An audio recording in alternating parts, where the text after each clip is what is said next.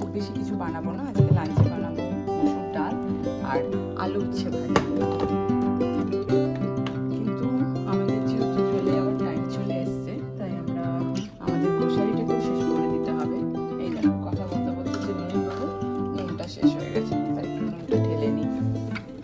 বলছিলাম না যে আমরা চলে যাবো এখান থেকে, সেই কারণে আমাদের কিছু গ্রোসারি আইটেম শেষ করে দিতে হবে, কারণ এগুলোকে আবার প্যাক করে নিয়ে যাওয়া মানে এক্সট্রা লাগেজের ভাড়া দেওয়া। সেই কারণে আমি ভাবছি একটু ক্ষীর বানিয়ে নেবো। ক্ষীর বানিয়ে নিলে মুগ ডালটা আছে, মুগ ডালটা আমার শেষ হয়ে যাবে, ওটাকে বয়ে নিয়ে যেতে হবে না। এই মুগ ডালের একটু পাটিসাপটা করবো কালকে, তাই আজকে ভাবছি একটু ক্ষীর বানিয়ে নেবো। ক্ষীর বানাতে অনেক টাইম লাগে, তাই আজকে লাঞ্চের মেনু খুব সিম্পলি রেখেছি।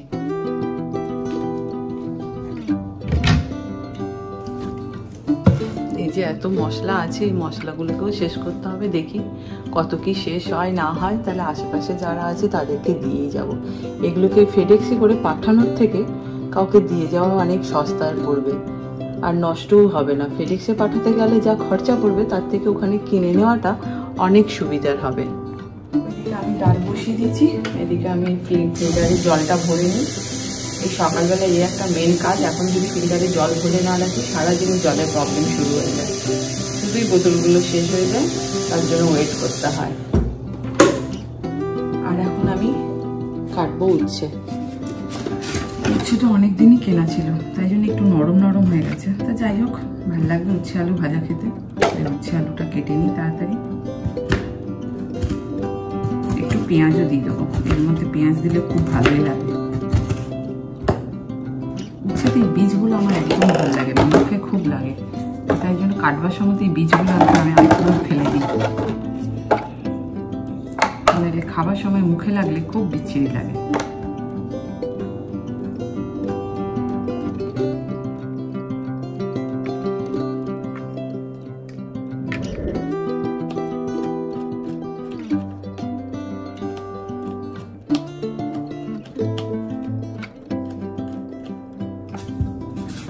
কোন আলুটা দেবো ভেবে পাচ্ছি না, ছোটটাই দিই, অল্পই উচ্ছে আছে, হয়ে যাবে।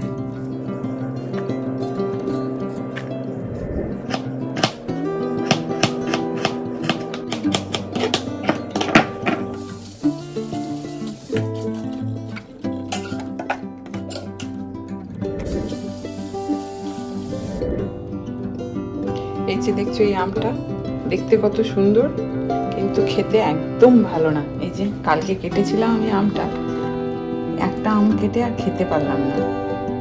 এই যে দেখতে খুব সুন্দর লাগছে বাইরে থেকে, একদমই বাজে খেতে। না আমের টেস্ট আছে, কিসের টেস্ট কে জানে, কখনো মনে হচ্ছে কুমড়ো, কখনো মনে হচ্ছে পেঁপে, কে জানে, একদমই ভালো না। কলকাতার আম আর এখানের আমের মধ্যে আকাশ পাতাল তফাৎ। বলে কি যে এখানে আলফানসো পাওয়া যায়, এটা তো আলফানসোর কোনো কাছেও যায় না বলে মনে হয়। এই যে আওয়াজটা শুনতে পাচ্ছ, এই গাড়িগুলো আসে সোসাইটি ক্লিন করতে, প্রতি সোমবার আসে। এই যে গাড়িগুলো কি কাজ করে আমি আজ পর্যন্ত ঠিক বুঝে উঠতে পারলাম না। ঝরা পাতা তো গাছের নিচে পড়েই থাকে, আর ঘাসগুলোও ঠিক একই সাইজের থাকে, না ঘাস কাটে না ঝরা পাতা ছড়ায়, আমি কিছুই বুঝে পাই না। আর এই গাড়িগুলো দিয়ে গাছে জলও দেয় না। গাছে জল দেওয়ার জন্য এখানে একটা স্প্রিংকলার আছে, টাইম টু টাইম দেখেছি বিকেলের দিকে চালিয়ে দেয়।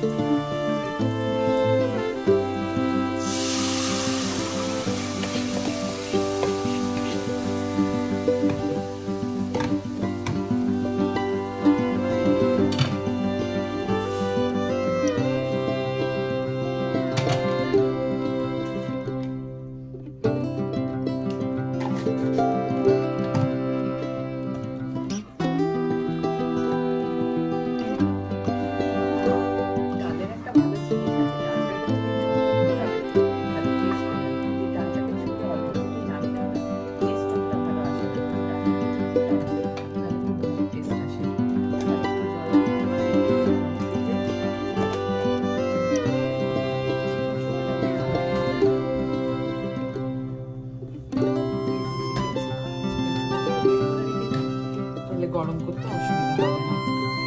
ওইদিকে আমার উচ্ছে প্রায় হয়ে এসছে।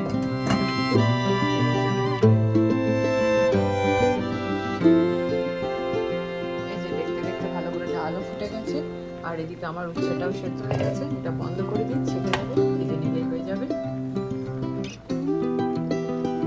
ডালটাকেও আমি নামিয়ে দেবো। গরম তেলে একটা লঙ্কা ফোড়ন দিয়ে উচ্ছেটা দিয়ে দিয়েছি, সেদ্ধ করা উচ্ছেটা। এটা একটু ভাজা ভাজা হয়ে গেলে আমার কেটে রাখা আলুগুলো আমি দিয়ে দেবো। যেখানে আলু কেটে রাখা আছে এগুলো দিয়ে দেবো। এখন যেহেতু আমি উচ্ছেটা নুন আর হলুদ দিয়ে সেদ্ধ করেছি, এখন সেটা আমি নুন দেবো না। পরে আলুটা দেওয়ার পর নুনটা টেস্ট করে তারপর আমি নুন দেবো। মনে হয় একটু নুন তো লাগবেই। হালকা আছে, সেটা ভালো করে ভাজবো কড়া করে।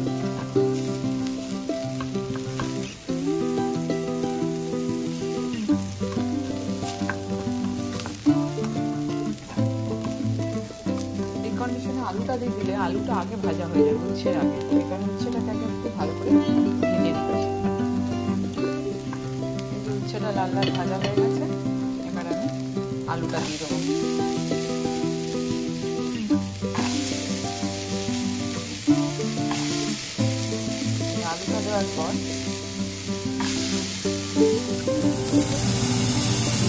আলুটা দেওয়ার পর একটু নুন দিয়ে দেবো আর একটু হলুদ। এটা যখন ভাজা ভাজা হয়ে যাবে তারপর আমি লাস্টে পেঁয়াজটা দেবো। আলুটা দিয়ে আমি আজকে একদমই সিমে করে দিলাম, যাতে আলুটাও সেদ্ধ হয়ে যায়। বেশি হলুদ আমি দেবো না, এখানে হালকা হালকা হলুদ হলেই হবে।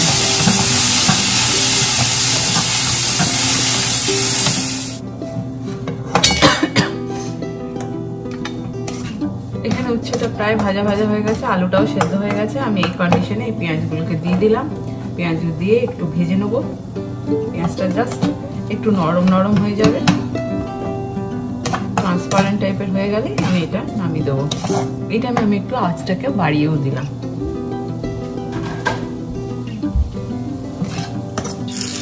ওদিকে উচ্ছেটা যতক্ষণে ভাজা হচ্ছে ততক্ষণে আমি এদিকে এই সিমটাকে একটুখানি পরিষ্কার করে নিই। এক্ষেত্রেও আমি ওই লেবুর খোসা ইউজ করি। লেবুর খোসাগুলো ইউজ করা, যে লেবুগুলো ইউজ করা হয় খাওয়ার সময় ভাতে, সেই লেবুরই খোসাগুলো আমি এখানে এই সিংটাকেও ঘষে নিই। এটা একটা ভালো গন্ধও বেরোয় আর সিংটাও খুব ভালো চকচকে পরিষ্কারও হয়ে যায়।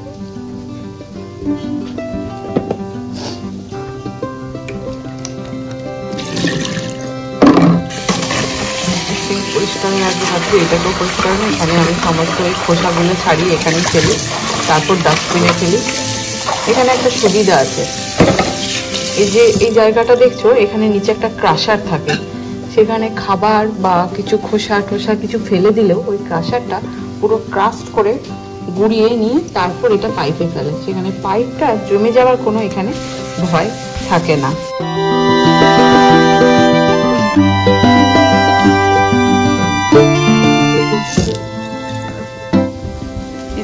এদিকে আমার হয়ে গেছে উচ্ছে ভাজা, আর একটু পেঁয়াজটা ভাজলেই হয়ে যাবে।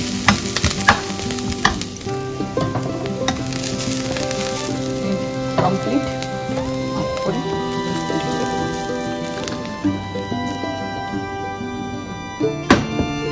স্নান করে ফ্রেশ হয়ে একদম আমি চলে এসেছি দুধটার ক্ষীর করার জন্য।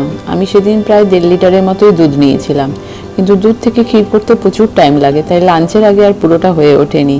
তাই যতটা সম্ভব হলো ফুটিয়ে যতটা ঘন করতে পারলাম ঘন করে রেখে দিলাম। তারপর লাঞ্চ করে রেস্ট নিয়ে তারপর আবার বিকেলে বসেছিলাম এই ক্ষীরটা করতে। এই দেখো এখানে ক্ষীর কমপ্লিট হয়ে গেছে একদম। এবার ক্ষীর কমপ্লিট করে বিকেলে ভাবলাম একটুখানি ডাল যখন বাটাই আছে একটু দই বড়া করে নিই, তাই ক্ষীরটা নামিয়ে রেখেই দই বড়ার প্রিপারেশন স্টার্ট করে নিয়েছিলাম।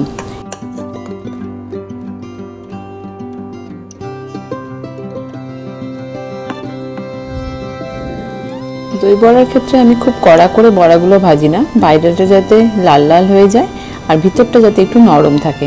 আর দই বড়াটা ভেজেই আমি ডাইরেক্ট একদম ঠান্ডা জলে, নুন গোলা ঠান্ডা জলে দিয়ে দিই, যাতে জলটাও ঢুকে যায়, বড়াটাও ঠান্ডা হয়ে যায়। এদিকে আমি সেকেন্ড রাউন্ড দই বড়া ভাজতে ভাজতে আমি দইটাকেও ফেটিয়ে নিয়েছিলাম মিক্সিতে।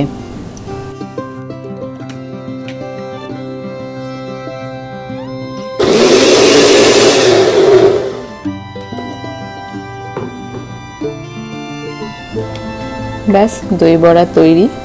আর দই বড়ার সাথে সাথে আমি উপরে যে মশলাটা, গুঁড়ো মশলাটা ছড়িয়েছিলাম, ওই গুঁড়ো মশলাটা আমি করেছিলাম গোটা জিরে আর শুকনো লঙ্কা ড্রাই রোস্ট করে গুঁড়িয়ে নিয়েছিলাম। তারপর তার সাথে একটু লাল লঙ্কার গুঁড়ো আর নুন দিয়ে ওই মশলাটা তৈরি করেছিলাম, যেটা আমি উপরে ছড়িয়ে দিয়েছিলাম। দই বড়াটা খেতে কিন্তু খুব ভালো হয়েছিল, তোমরাও এভাবে ট্রাই করে দেখতে পারো।